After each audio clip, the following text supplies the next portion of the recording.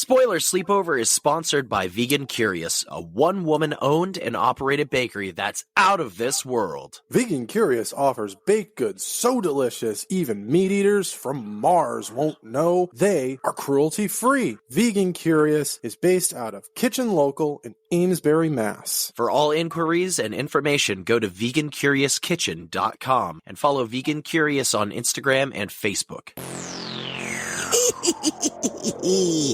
Greetings, ladies, gents, and our non-binary friends.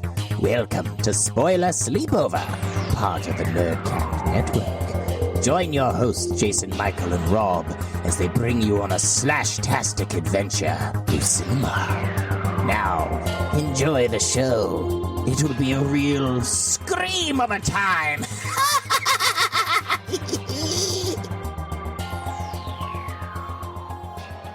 Welcome back, everybody, to our second episode of Spoiler Sleepover in a double feature. That's right, folks, double feature. We, in our last episode, had Frankenstein from 1931. We are hopping 4 years into the future with James Whale's Bride of Frankenstein. I, of course, am Jason Michael, and with me on the other end is... Hi, I'm Rob. I just That's joined right. in because Jason Michael won't stop making Palatine freaking puns, and it's driving me nuts.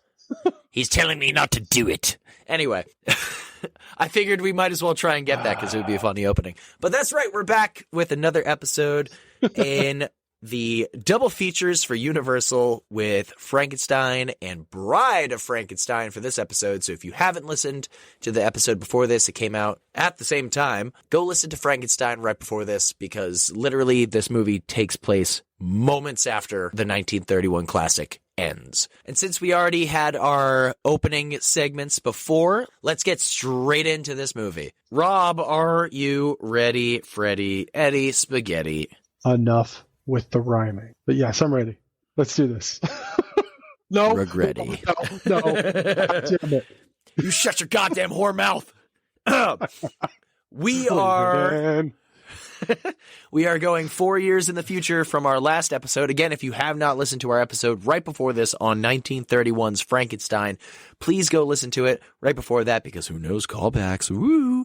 We are moving 4 years in the future to the immediate sequel to it, Bride of Frankenstein. And when I say immediate sequel, this takes place as the windmill is burning down. So from the end of 1931, the windmill is still burning down, and then immediately takes out of left field a fucking just, hey, remember all this shit? It's no longer canon. Cool. Great. Fantastic. It's like, oh, that's great.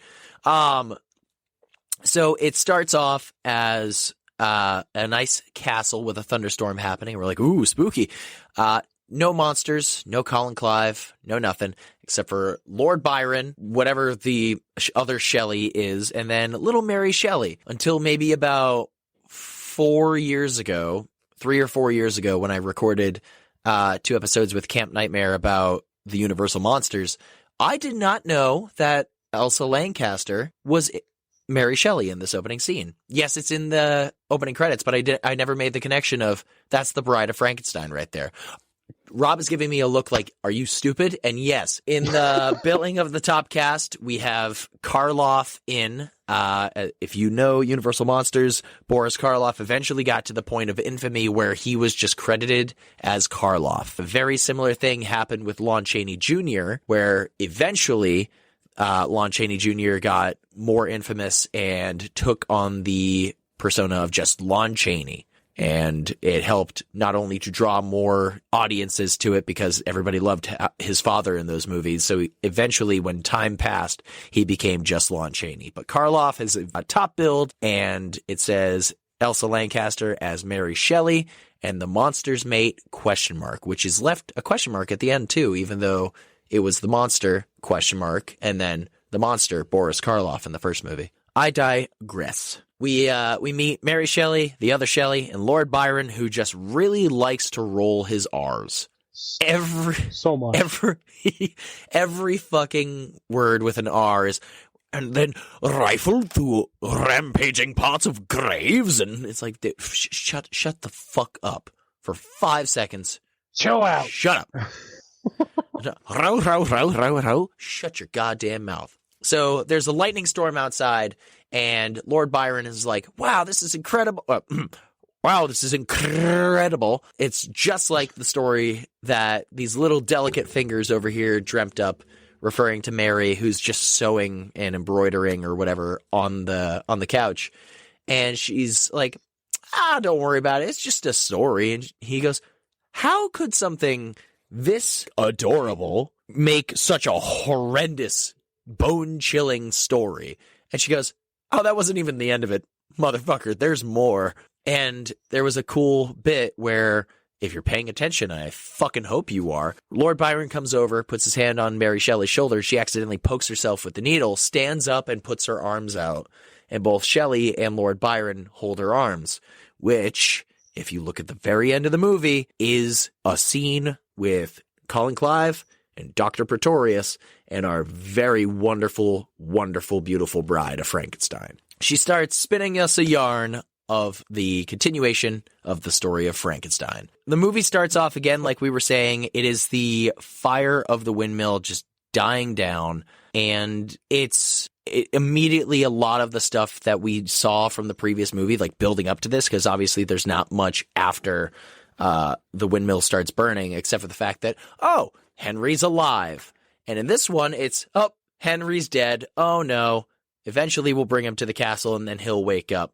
Because Una O'Connor, as we all know and love from The Invisible Man and a lot of James Whale properties, Una O'Connor, the stage actress, comes in to give her normal screams and wails and comedy.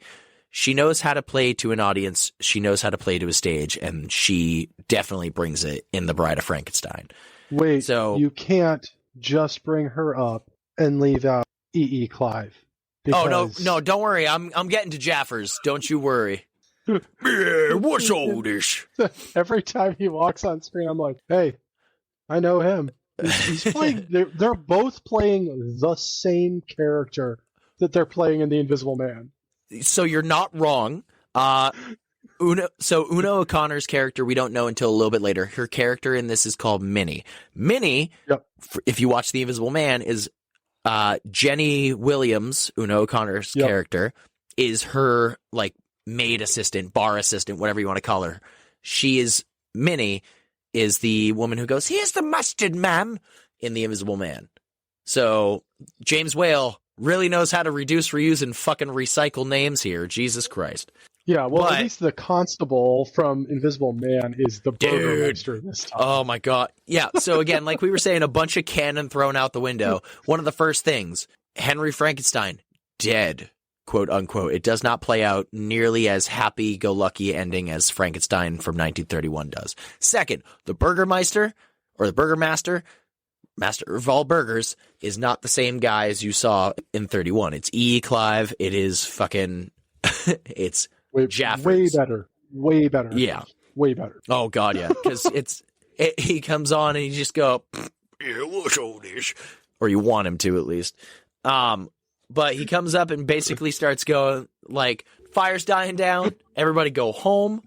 There's nothing to see here. Don't worry about it. Una O'Connor screaming like, yes, burn, burn, like everything is doing. So she wants to see the monster die, and she's giving it her Una O'Connor best. And we see another flare of fire, and she goes, oh, he's still alive. It's the last breath. Ah! Jaffers is like, all right, cool, go home. There's nothing to see here. Go on. And they have a little back and forth of just oh, pleasant dreams yourself. And it's just like, guys, we are 5 seconds into the end of a tragedy of a movie. Give it a second. Which, speaking of tragedy, we see Ludwig, who also was recast. Maria's father is back with his wife, which we never saw in the first one, and he's staring intently at the fire like, I've got to know that the monster's dead. And the wife's going, it's not going to bring our Maria back. Just come on, let's go home. Fun fact, his name in this is now Hans. It was Ludwig in the first movie, and now it's Hans. Yep. So all sorts of shit thrown out the window. Unless Ludwig was their last name. You know? That's a Hans. thought I never had. Hans Ludwig. Let's just go with that. So I helped. I made it better. You're welcome. thanks, Shake and Bake. Before we get to that, you've heard of Mushroom Head, right? Have I? First of all, love the band. Second of all, side tangent. I lived in San Antonio for quite a few years. I was the head chef and general manager of a gourmet pizza place. Sachi knows this place very well, so shout out to you, bud. I got out of work one night, went to a little bar right across the road, sat down. It was pretty empty. There was a few people in there having a conversation. I knew the bartender. I sat down, chatting with the bartender, having a few drinks. I overheard this table of guys having a conversation about who the best bassist in music was. And a few of the guys kept agreeing that Les Claypool of Primus was the best bassist to ever exist. So I stood up half in the bag and walked over and I was like, I have to agree with you. Can I join this conversation? They said, absolutely. And I sat down and had too many drinks and smoked a little stuff with these guys. And they were like, you're really cool. You seem like you like some good music. And I said, thank you very much. And then they were like, were you at the concert tonight? And I said, what concert? But no, I was working. And they were like, oh, the concert that was over at the music hall. And I said, oh, Mushroom Head? No, I wasn't able to go because I was working. And they were like, oh, that's too bad. Yeah, we didn't see you in the crowd. I sat down and had a lot of drinks with Mushroom Head.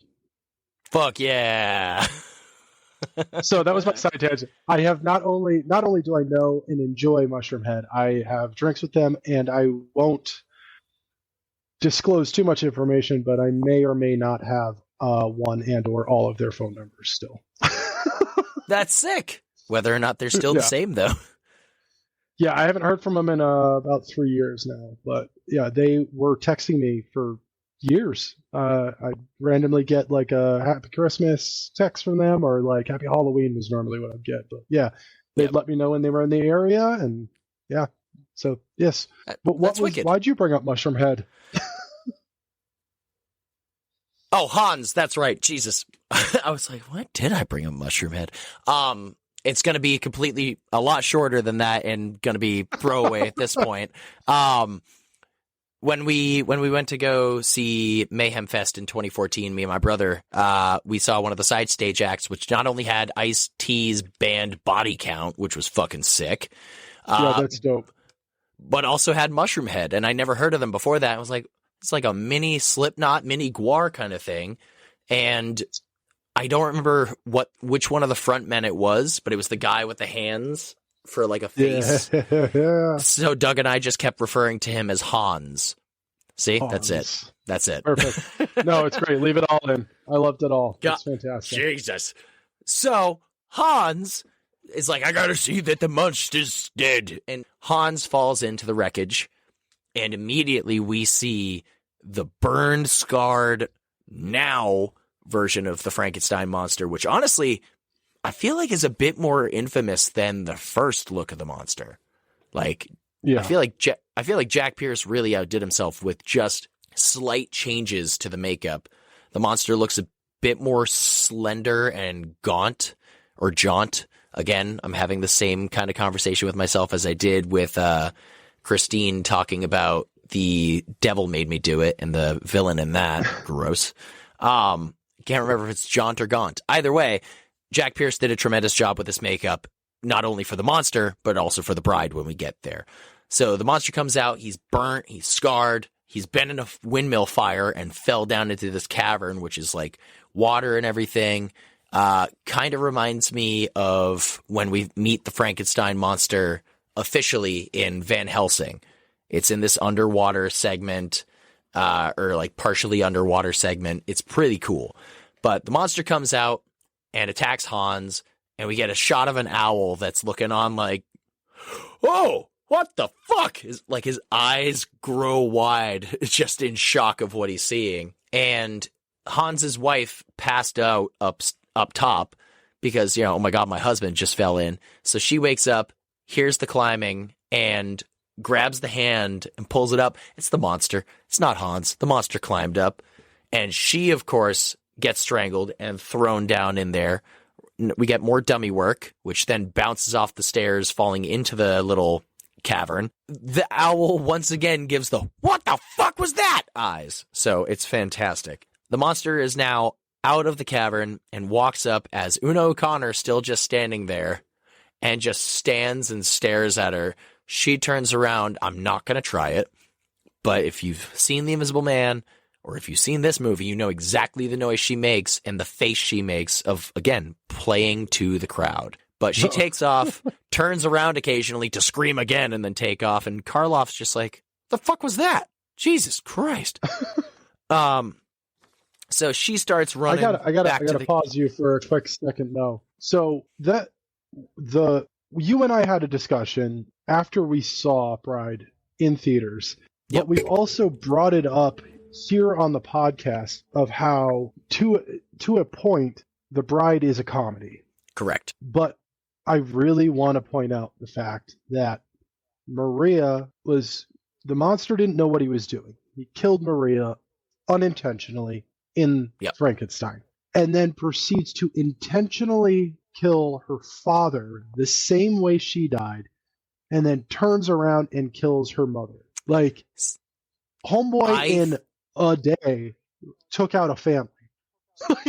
He was just like, oopsies, well, now be with your daughter, I guess. Like, I think he was still in defense there's mode. A lot of comedy. I get it, but this movie has a lot of comedic relief in it. But this is, I mean, I'm bringing it up now because I've overlooked this part. On my millionth rewatch, it hit me. I was like, yo, he fucking killed a whole ass family. They're gone. Like, I was like, Jesus fucking Christ, this is bleak. Like, it hit me real hard on this watch. I was like, oh, good grief. Oh my God. And it's a very subtle one too. I mean, the scene is so fast. It just, you could cut it out and it would not change the movie in any way, shape, or form. But it is dark, man. It's a bleak, upsetting scene when you really think about the grand scheme of things. So, anyways, that was my thought on. I have like my little interjection notes that I put in here. So that was one of them, and I was like, I gotta fucking bring this up. But so we have a few bleak moments in this movie. Like, that's one of them, which very quickly gets overlooked again, just because of how fast it is. But there's a few more later, like when we get to the hermit. That's such a heartbreaking scene. But we'll get there when we get there. So Una O'Connor's running, screaming to the castle. Meanwhile, they're bringing Henry back, and Henry, the dead body of Henry. We have a new Elizabeth, of course. Everyone's getting replaced. And Una O'Connor comes in screaming, going, the monster, he's still alive. And one of the butlers goes, shut up, you crazy bat. And she goes, no one believes me, and just continues about her day.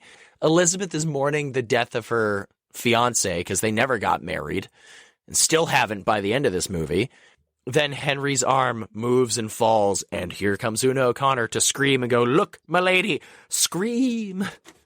So Henry's alive, and Elizabeth, I didn't really get this from the first movie, maybe until she's like, I have been having horrible visions. Where's Dr. Vollman? And I never really got a hysterics from her until this movie.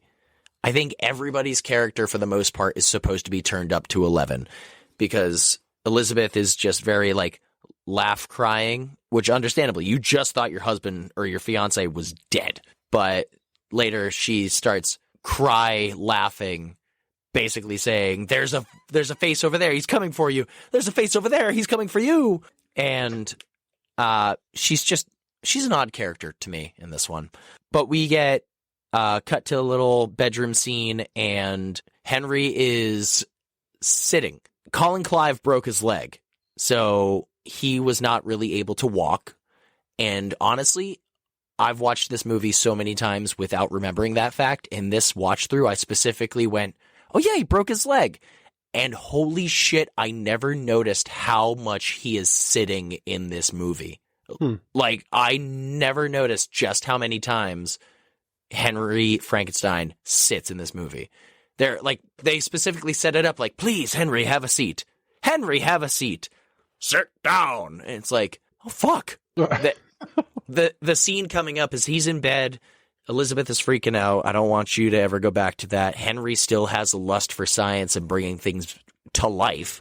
And we get a knock on the door with wrinkles and all coming in through the shadows is Dr. Pretorius, who, that name alone, you don't want to know him. You don't want to mess with him. Motherfucker is red flags galore. Una O'Connor's doing her best. She's like, nobody's home. Everyone's in bed. As any sane person should be at this hour. And Dr. Pretorius comes in being like, tell the Baron that I'm here. Motherfucker, take no for an answer. So Una O'Connor, again, playing to the crowd, just keeps walking up, turning around, freaking out. What'd you say the name was? Pretorius. Dr. Pretorius. Never heard such a name before.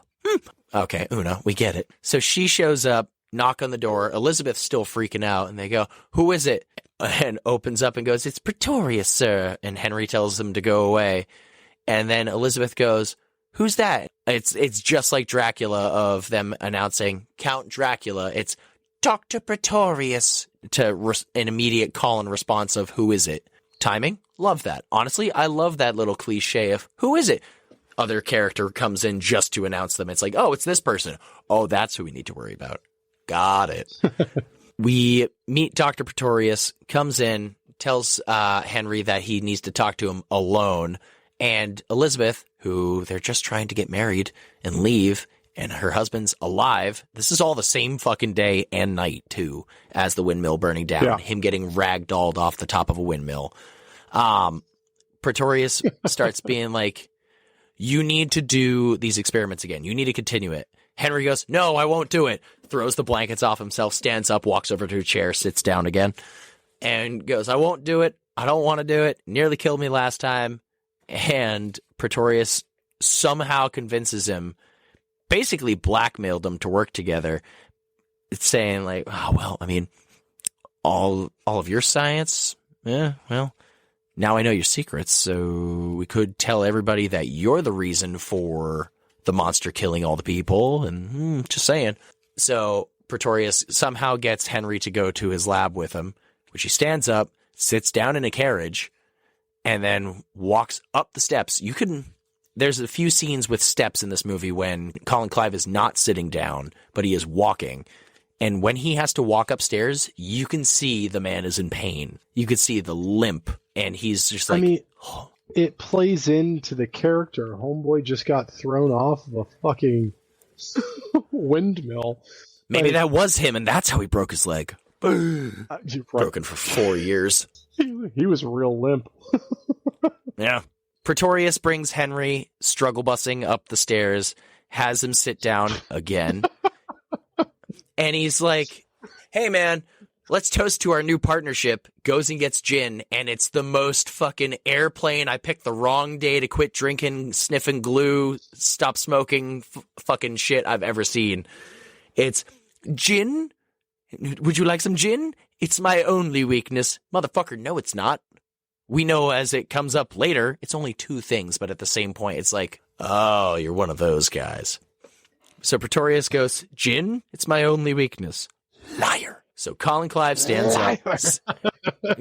After our gin gag, Dr. Pretorius toasts to their new partnerships, saying, to a new world of gods and monsters, which I don't know if you've seen it. That is the James Whale movie with Sir Ian McKellen and Brendan Fraser. And it's a tremendous and heartbreaking movie, honestly, to like just shockingly know how James Whale was, but also just how tragically it ended too.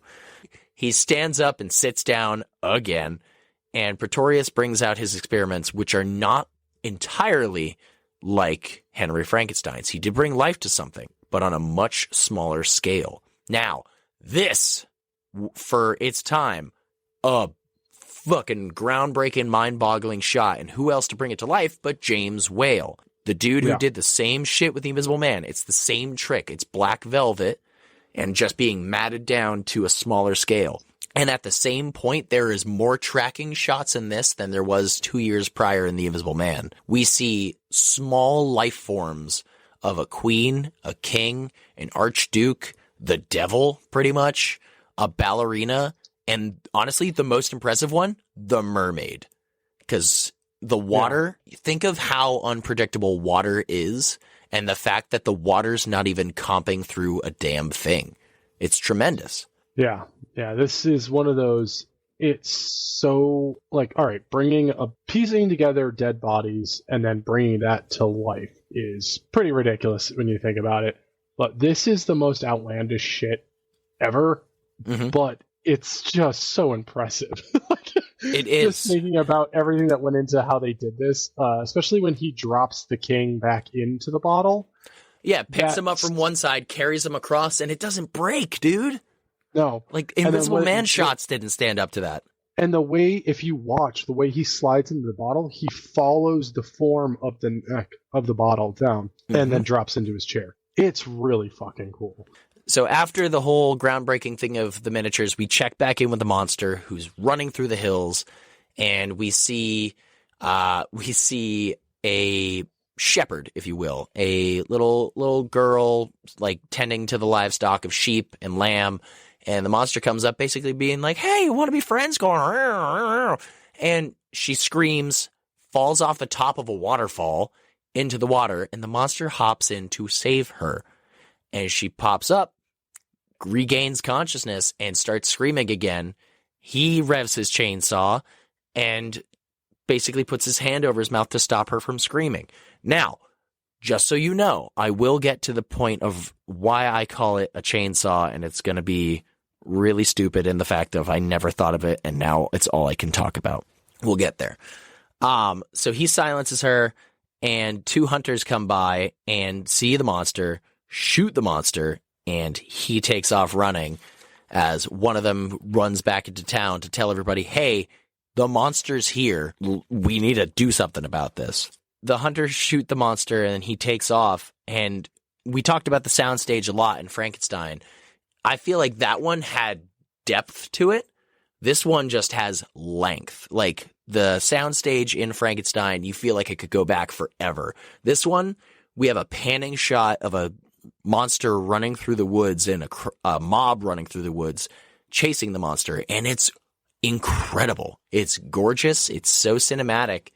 And again, you forget you're in a soundstage for a lot of it because he's just running through a giant, hilly, open field soundstage. And this is where we start to see some of the massive religious implications in this movie, let alone with the Archduke, who is in the little miniatures glasses. But the mob, who showed up with their torch budget, immediately decides, hey, we're so early in this movie, but we're going to capture this monster that we just thought we killed.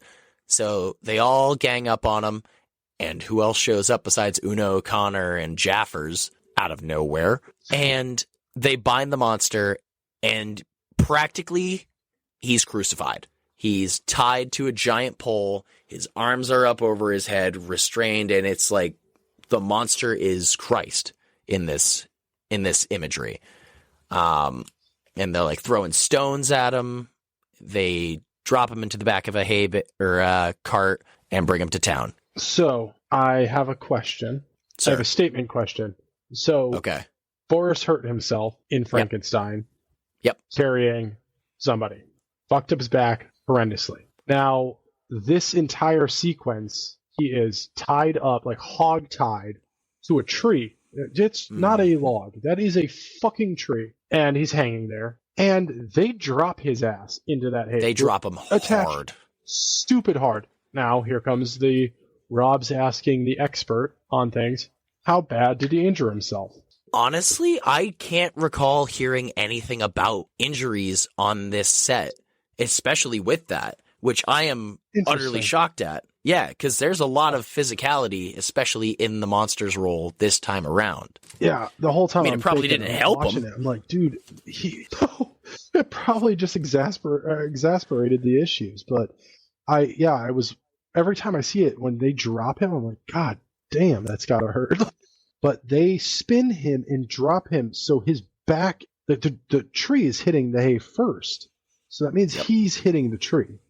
And let alone his back, but possibly his head bouncing off the thing. Yeah.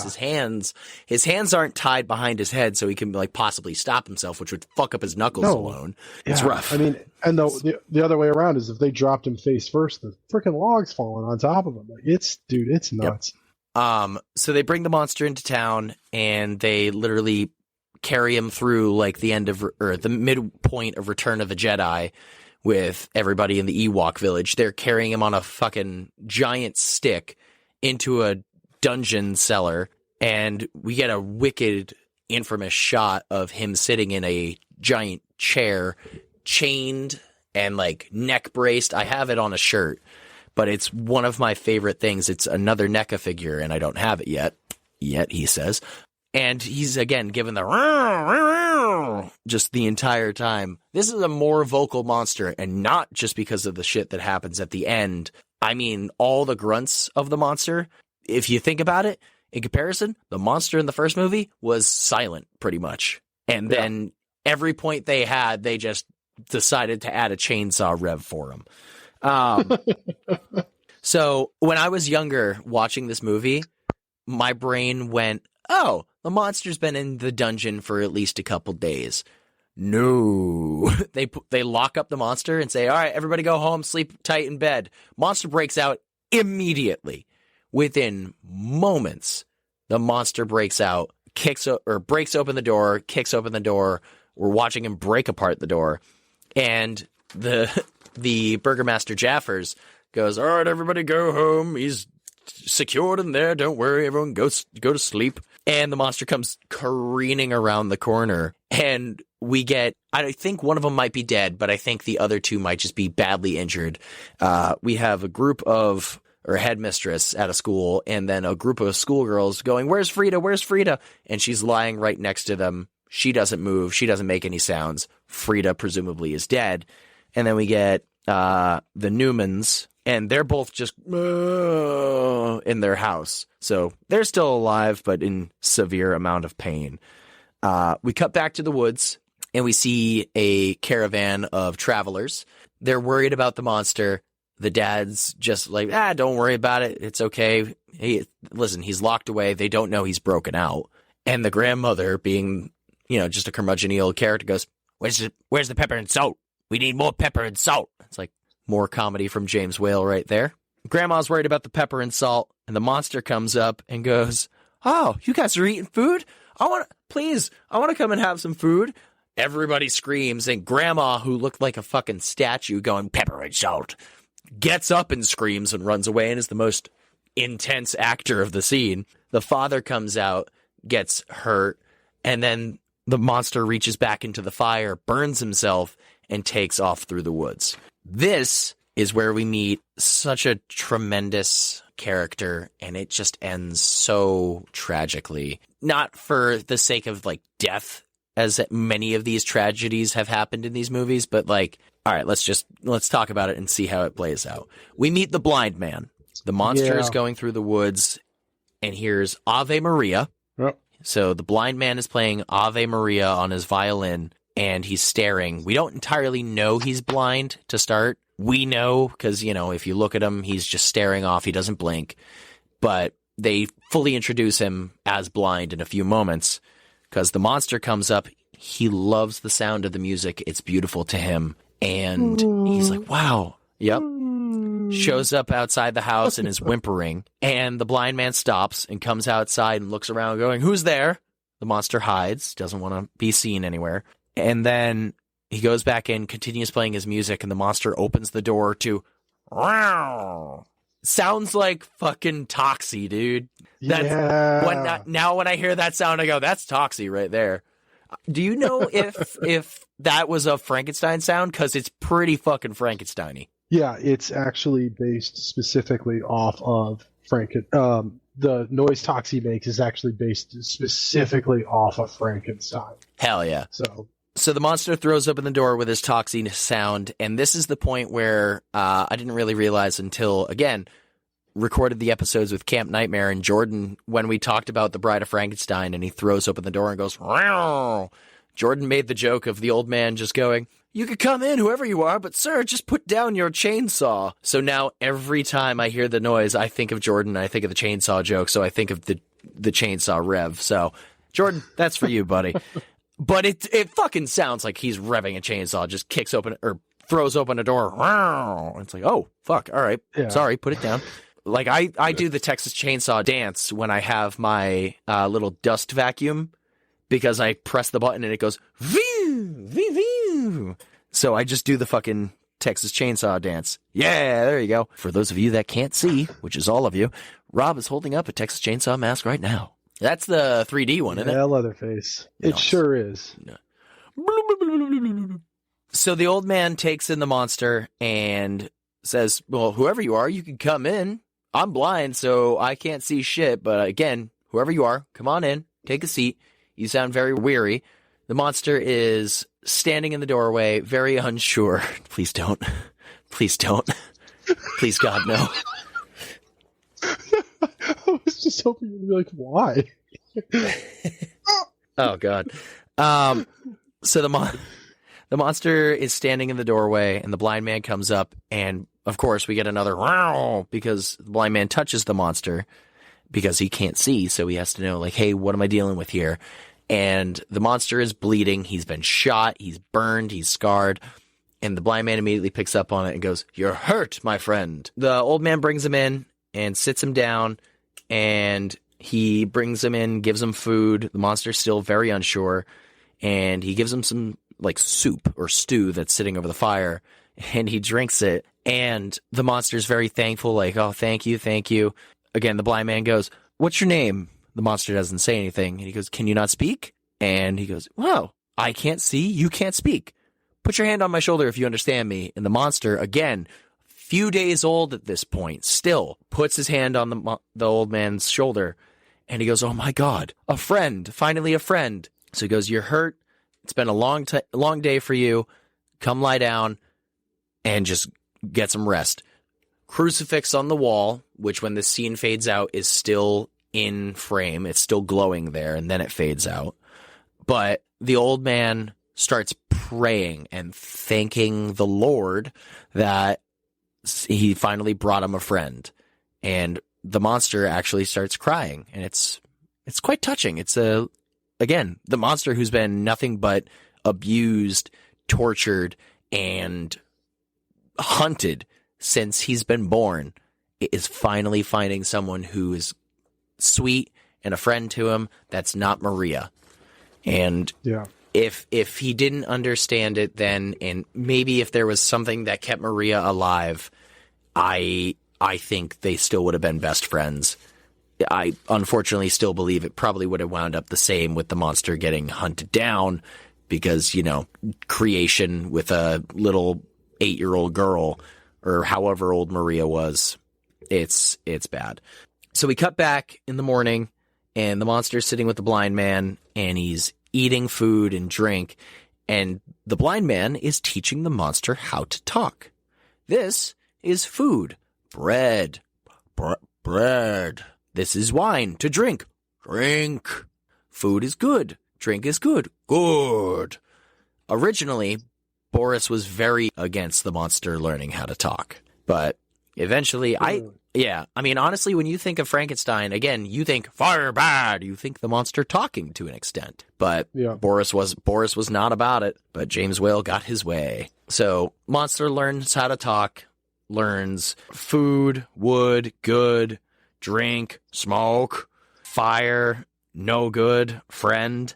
The old man is teaching him all sorts of different words, like, this is wood for the fire, wood, and this is fire, and he goes, "Rrr!" Just, I hate that shit. And he goes, fire. Bad. Yeah, fire, no good. Which I was sitting there going, fire bad, and it's fire, no good. It's like, oh. But the monster, he chainsaws once again at the fire, and then he picks up the violin, and he goes, "Oh, music, good." So the old man starts playing happy music, and we cut to outside where 2 hunters come up and open the door, and the monster is glaring at them like, "Oh, fuck, dude, no." And the blind man goes, come in, whoever you are, take a seat, take some rest. And like, oh, thank God, finally. They walk in and we see the two hunters stop and stare at the monster and go, oh my God, it's the monster. The monster stands up and they take up their gun to shoot. The monster steps forward to try and stop them. And he goes, whoa, whoa, whoa, what do you think you're doing? This is my friend. And one very specific hunter goes, that's the monster. That's who Frankenstein pieced together with dead body parts. Can't you see? And it's a very brief moment of, oh, you're a dick. No, he can't see. You don't know that, but you're a dick. Do you know who that hunter is? No. That's John Carradine, who played Dracula in The House of Dracula and House of Frankenstein. Also, if I remember correctly, is the father of David Carradine from Kill Bill. That's really cool. So, I mean, he goes, it's the line that the hermit says after that kills me every time, because it's not supposed to be a comedic line, but it's hilarious. He's just like, that's the monster, can't you see? And he goes, see? I can't see anything. I'm blind. But it's the way he delivers it, you're like, was that supposed to be a comedic delivery? Because he's just like, see? I can't see anything. I'm blind. Fuck you, man. You're insensitive. So good. So this is that tragic scene we were talking about. One of the last like 2 tragic scenes in this movie, possibly 3. One of them is a quick throwaway, but we'll get there. This is where the hunters attack, the monster attacks back, and knocks one of them, I believe it was John Carradine, accidentally knocks over a chair, and it knocks over some brush, which lands in the fire, which immediately goes up, and the hut starts burning down. The hermit is brought out, basically going, what have you done? What have you done? Oh, God, why? And the monster is stuck in there, again, fighting against fire after just being trapped in a fire the other day. And he comes out. This was one of the saddest lines. It's one word, and he comes out going, friend. Like, where is my only friend in this world? I'm blinded with smoke and fire. It's so depressing because the old man finally got a friend, the monster finally got a friend, and immediately ripped apart and separated. So that itself, again, not met with death, but is very tragic as is. It's sad. So after that, we get more beautiful soundstage shots, and the monster's going through. He's hurt. He's burned. He's been shot. He's kind of had a little night's rest. He just lost his friend, and he's running through the soundstage. He knocks over a tree. He knocks over a statue of like a saint or a religious figure in the graveyard. Pissed off, like, damn you all. Meanwhile, Christ on a cross right behind it, just dead middle of the background. And more torch budget starts chasing through the woods. He pushes over the statue, which this is really cool. I don't know if this is a real thing in like any graveyards or anything, but it's a statue which underneath leads to a mausoleum and leads to a bunch of other graves. And it's really cool. It used to be a thing.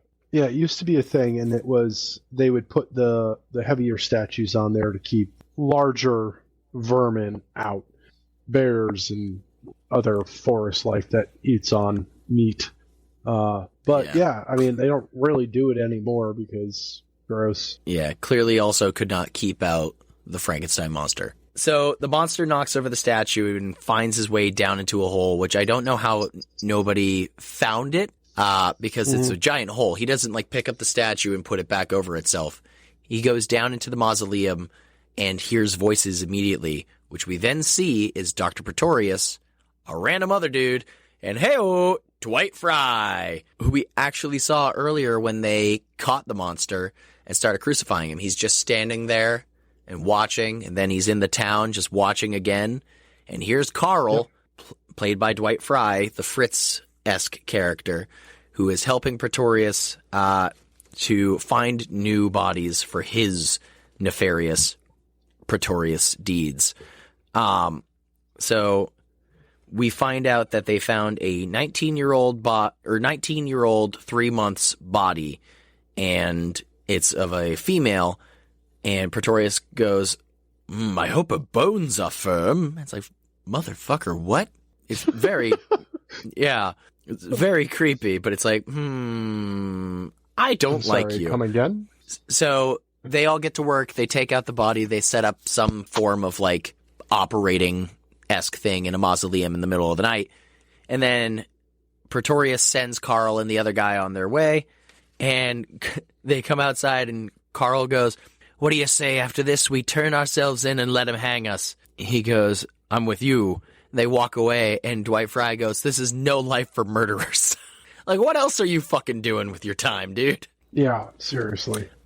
So Pretorius is laughing over the body and the bones, you know, the firm bones, sitting there with wine and cigars, and the monster walks up, somehow undetected for the most part, and goes, smoke? And the Pretorius goes, oh, I thought I was alone. Would you have a cigar? They're my only weakness.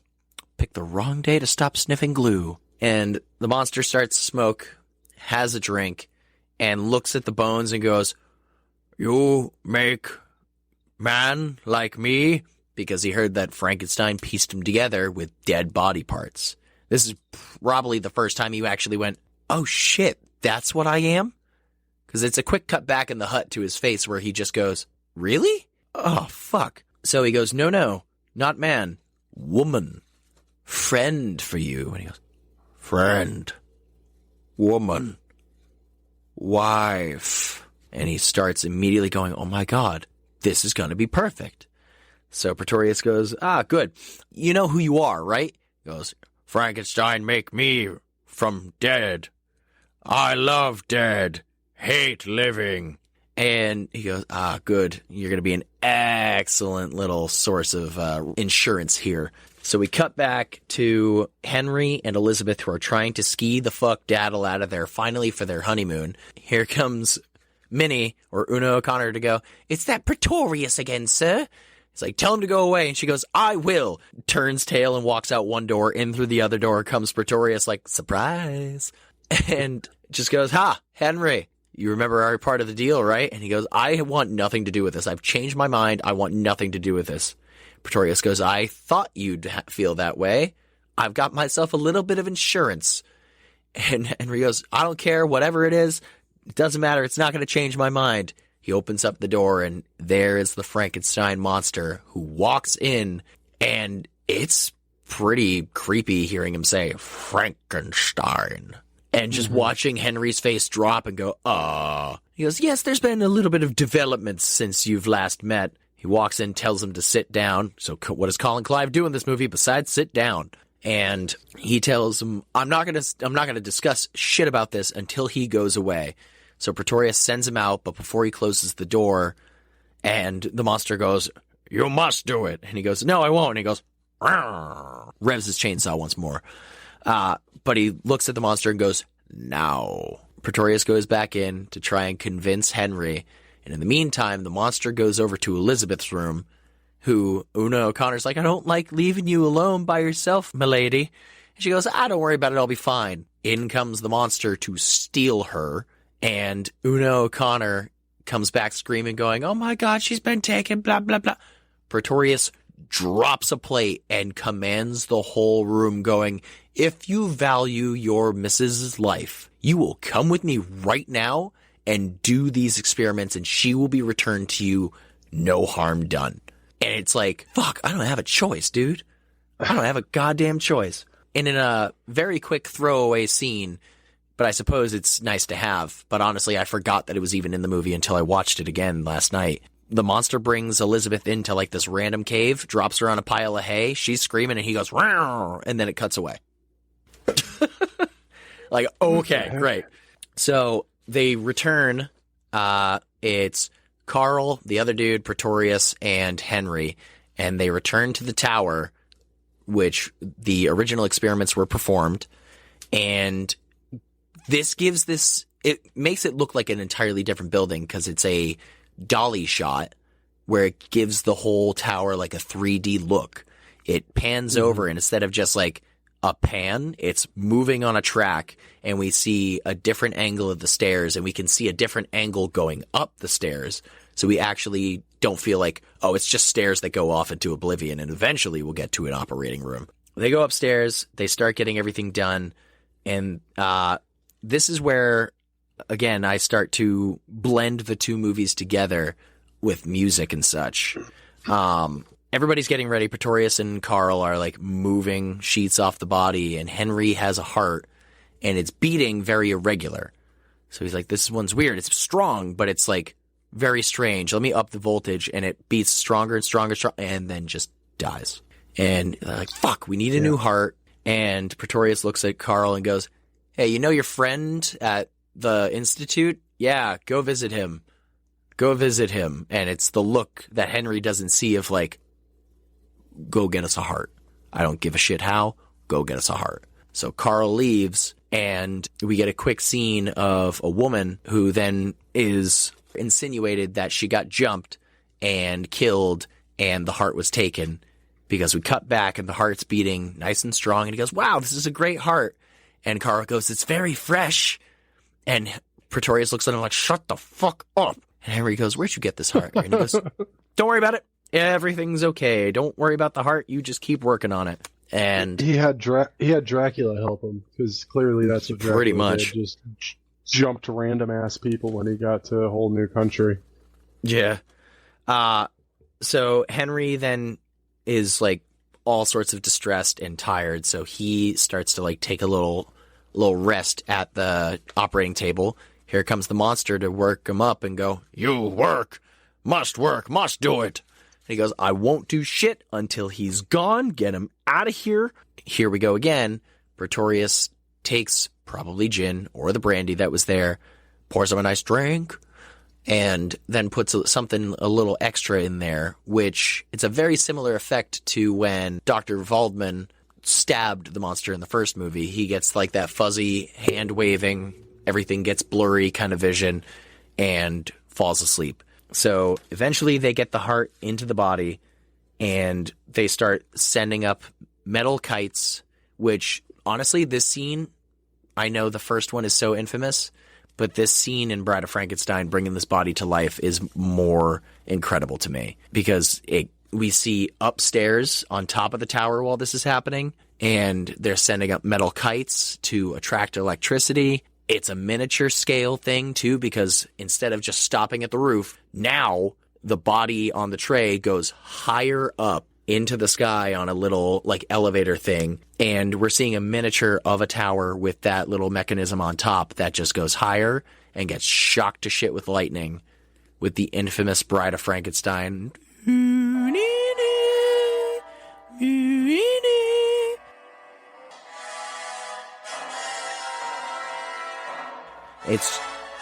It's fantastic. The camera work, the angles and lighting for this entire scene is unbelievably beautiful and amazing.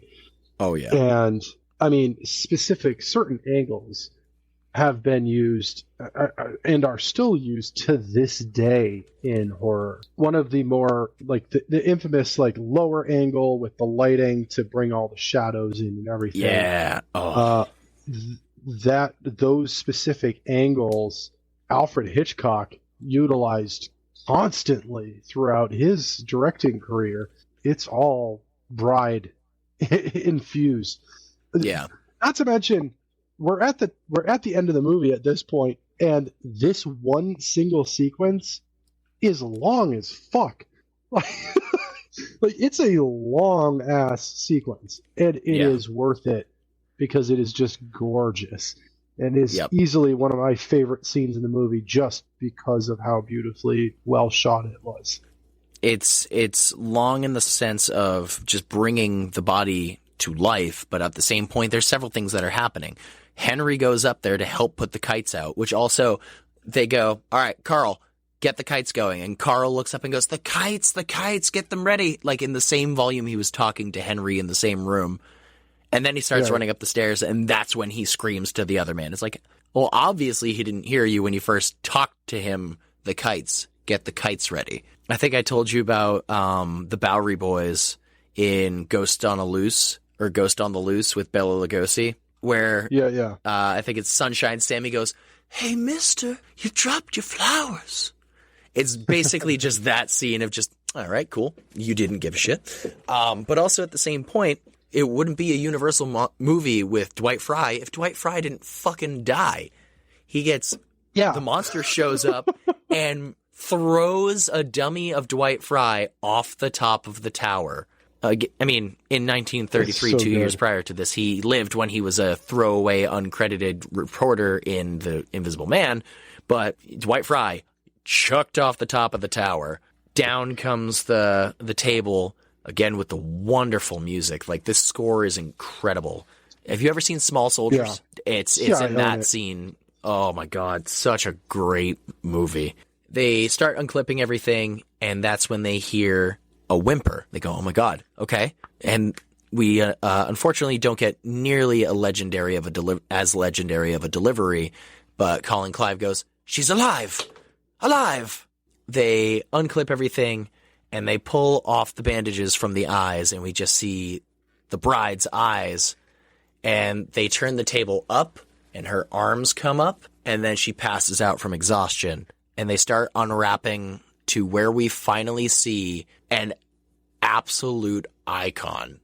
It's such a fucking shame that she is only in this movie for like 3 minutes.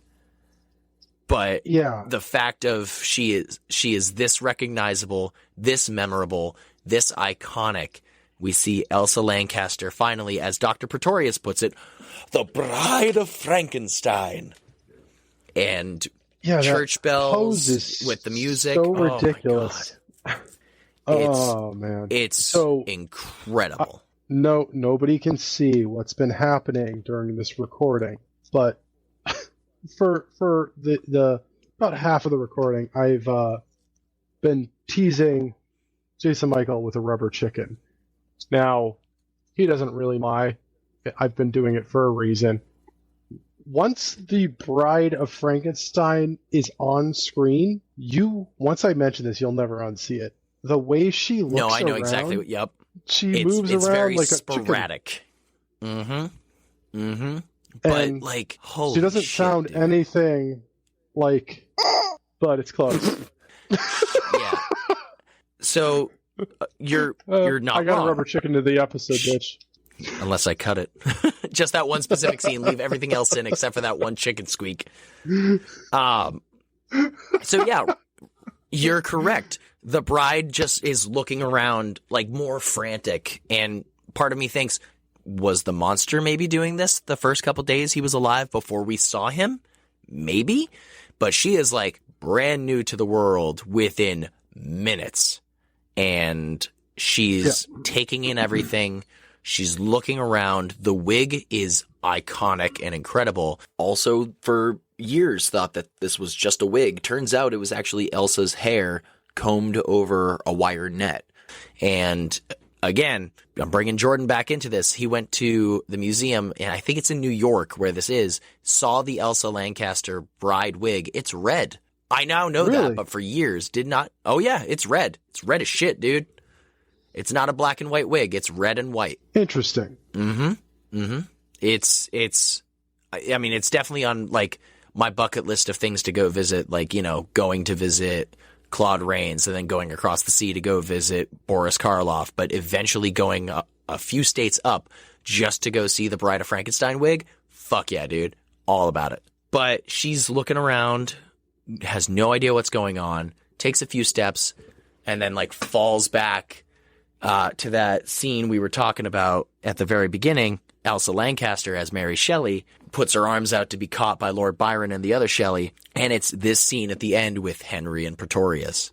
And she's captivating in every single way as every time she's on screen. The monster then, of course, shows up with a different dark music tone, which music in this movie, in comparison to the first, music is heavy in this movie. The fight in the beginning with Hans, there's music in that. When Pretorius opens the door to see the monster, There's music in that. There's music in every part of this movie pretty much. And it's awesome. And it doesn't feel like it's drowning out everything. No, the score is beautiful. There's so much in this that's just gorgeous. But she's alive, and then the monster comes in, goes up behind her, and she turns around and screams because it's terrifying. And there's something very royal and regal about the way she puts her hand out and struts across the room to Henry Frankenstein to basically be like, get me the fuck away from that. Follows her over. She's sitting, and he sits down next to her and like holds her hand and tries to pet it. His makeup, again, Jack Pierce doing the makeup for her and him in this movie. His hand is like melted together from all the fire damage. It's wicked. Brutal.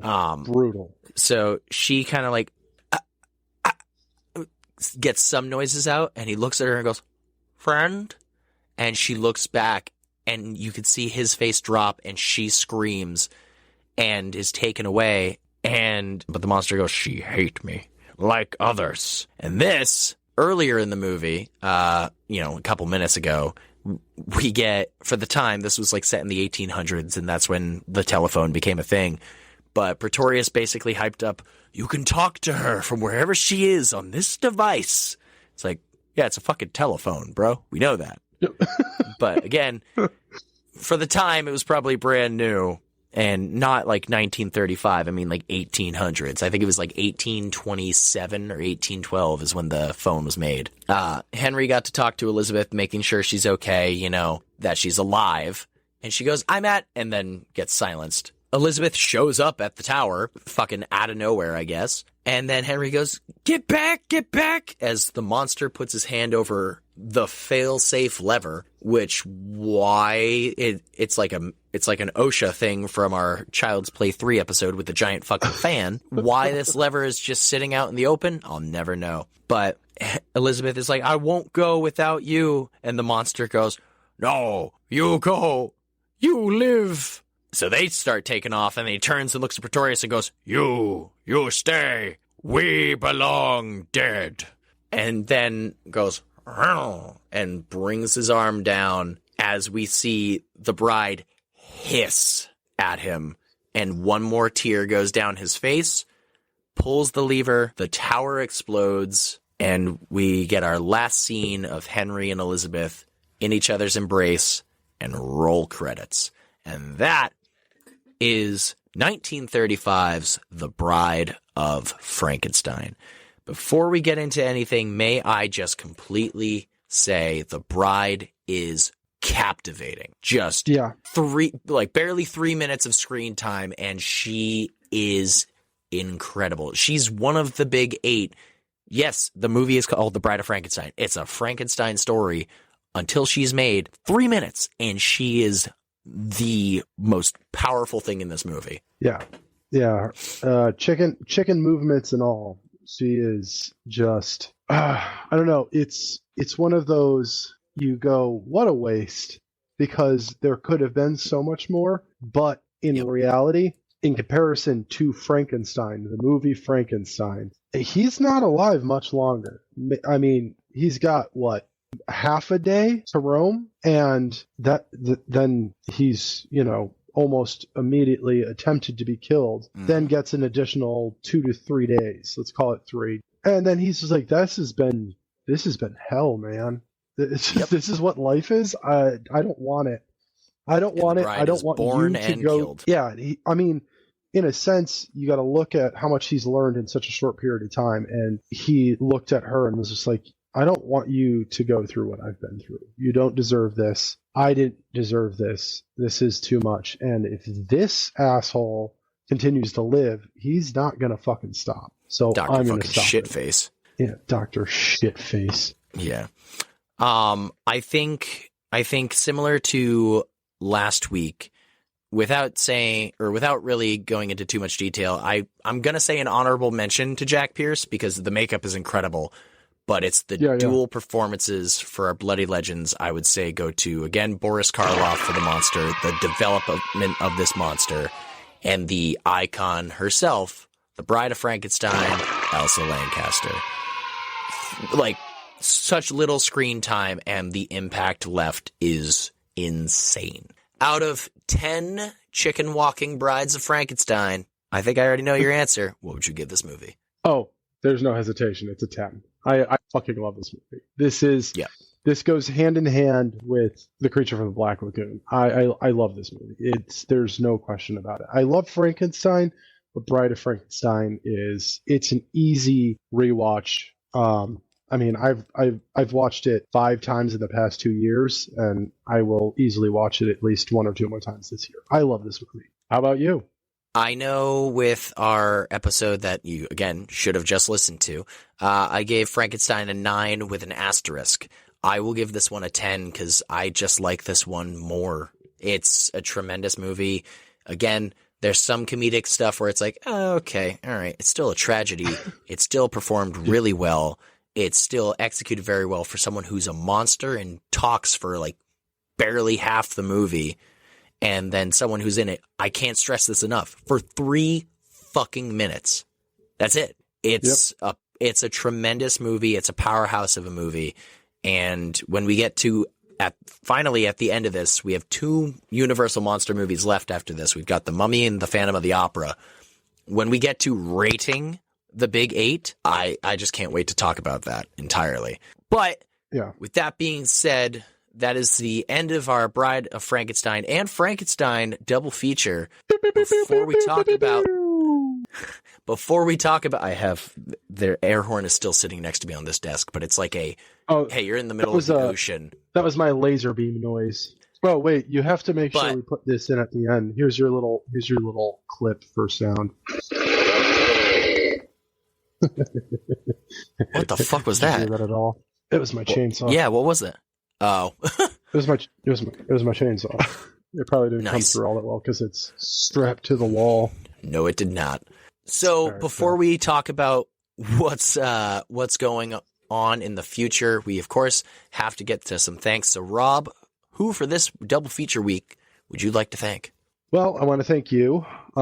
This season has been a big, long journey so far, and we're not even done with it yet. I mean, we still have, 4 Child's Play movies to get through. We've got 2 4 more Halloweens. 4 Halloweens and 2 more Universal monsters. So we've got quite a bit to go. Jesus. And you've done all the editing, and that is amazing. You kick ass at it. I appreciate you for doing all your hard work. I want to thank Chachi. Our dude is on his honeymoon. Has been on his honeymoon. He should be back by now. But he's brought his spoiler sleepover shirt, and he is traveling country to country and making a point to take pictures everywhere he goes on his honeymoon. Mm-hmm. He's a legend. So Chachi, thank you. You know I love you. You're my brother from another mother. We both appreciate the hell out of you. So thank you so much. I, of course, always will always thank my wonderful fiance. During this record, she brought me water to make sure I stay hydrated, which is just amazing. And I have a bit of a weird random thank you to throw out there, but I want to thank our buddy Sean, who today informed me that Liquid Death has like a membership program. So if you buy Liquid Death in the store, they have on their website, you can sign up, and if you text them a picture of your receipt, they give you what they're calling them skulls, but they're points.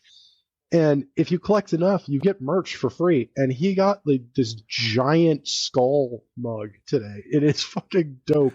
But he immediately texted me. He was like, "Yo, you got to do this," because he knows I love Liquid Death. I mean, I was drinking one when we started the record. So, yeah, thank you, Sean. That's it for me. Who do you want to thank this week? Of course, I would like to thank you, Rob, for helping out with all of the Instagram and social side of things, making sure that I post things on both Facebook and Instagram. I don't know how to connect the two, but somehow I think it worked. It didn't work, but that's okay. And of course, just continuing to always want to talk about stuff, no matter what tangents happen, we always somehow manage to have fun with it and somehow get an episode out. But it works. It works. Of course, as well, would like to thank my better half. It's less than a month now until she comes back to the States, so it will be fantastic, especially the fact that now England has gone back to their daylight savings, so they finally sprung forward an hour. So instead of the time difference being 4 hours, it's back to 5 hours. So it's a little bit difficult, and we are not entirely getting all the time that we used to have to talk, but she knows that she's working all day, and by the time she gets out of work, I go back in to start the afternoon. So we're gonna celebrate as soon as she gets out here because it's overdue. Yeah. And other than that, we'd like to thank our wonderful sponsor Anna over at VeganCuriousKitchen.com. But Vegan Curious is killing the game right now at many different bake sales and fairs and things like that. The massive amount of stuff that is selling out instantly. If you're not following Vegan Curious on Instagram just to watch this story and find out where you can get some of the delicious baked goods, I believe one of the things she posted recently was would you take a take and bake tray of cookies, where basically it's like, hey, here's the stuff. All you have to do, take them, put them in the oven, bam. And like everyone's like, fuck yeah, I would do that. Which, I mean, why would you not? But who wouldn't? I voted. Yeah. I was like, duh. Yeah, that sounds amazing. But Anna's out here still killing the game. And again, if you're not following Vegan Curious and you're not supporting Vegan Curious, how dare you? Go do it right now. I'll wait. We're waiting. Why aren't you doing it? She's also on Facebook. You should go there too. Oh, you don't have Instagram? Too bad. Go to Facebook. You have no excuse. All right, one of you did it. Do it. All right. She's everywhere. She's watching. We now that we've come to the end of our episode, we have a bit of news to share. While it may seem a little bittersweet at the same point for the sake of your wonderful horror hosts here, we are going to take a little bit of a mid-season break. We've been going strong since October, releasing, except for, I think, the 1 week where things didn't line up, so we had to push back a week for an episode. But since October, have coming out with an episode every single weekend, bunch of new stuff, bunch of different stuff, whether it be a live stream or a episode. And we've decided we're gonna take a little break, because I've got summer coming up soon, so that's gonna take up most of my time and most of my attention. And I would say we earned a breather. Yeah, I honestly was. It was one of those things we both realized we needed a little bit of a mental health break is really the truth behind it. And I don't think either of us wanted to accept it, which is proof we need it, because we're both like, but we love doing this, but we're really getting a little bit burnt out. And it's not that we were burnt out because this is too much. It's just we have a lot going on. This isn't the end. This isn't the end of season 2. We do have season 3 pretty well planned out at this point. So stay tuned for that. We will be announcing the final episode of season 2. We will be announcing the theme for season 3 and what you have to look forward to. But as for now, we're going to take care of ourselves first and foremost. That doesn't mean that the socials are going to go silent. I will be staying on it. Jason Michael is going to stay on it. We'll give you little updates. We have a couple of ideas of smaller things that aren't going to take, days of our time to do. That way, there's still a little bit of content being thrown out there. But yeah, it's not like it's not going to be the scheduled every weekend thing like it has been. It could be like, hey, we'll post this is going up tonight, or hey, if you want to hop on, we're going to have like a little chat on Instagram. Come hang out for that. Something quick, something simple, something easy, but it's not going to be as scheduled as it has been. Right. Yeah, but we appreciate all of you suckers out there. The people that have reached out to us and stay in contact with us regularly, that share our content, that reach out to us and just have stories of, I listen to you at work, and my coworker, my boss loves you guys too. It's great to hear. We are doing this because we love talking to each other and spoiling movies for each other, but we also just love horror and showing, the world, literally the world, because we have listeners all over the globe. Yeah, we do. Showing them our love for this and hearing their appreciation in return is just why we keep doing this and why we're going to continue doing it. But as for now, we are taking our season mental health break, and we'll be back. You're going to keep hearing from us. So from the bottom of our gooey black hearts, we thank you all so very much, and we love you suckers, and you'll hear from us. Especially you. You know you. Yeah, you. Yeah, right there with the face. eyes and the nose and the... Why do you have 3 ears? It's okay. We love you anyways. Yeah, we don't judge. No. But until next time. Sleep tight, suckers.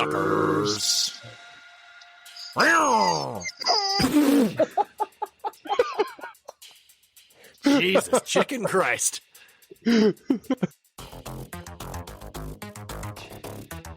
Thank you for listening to this week's episode of Spoiler Sleepover. But the fun doesn't stop there. Go follow us on Instagram and Facebook at Spoiler Sleepover. And be sure to check out our website, www.spoilersleepover.com, for more. That would be really fantastic of you. So until next time, sleep tight, suckers.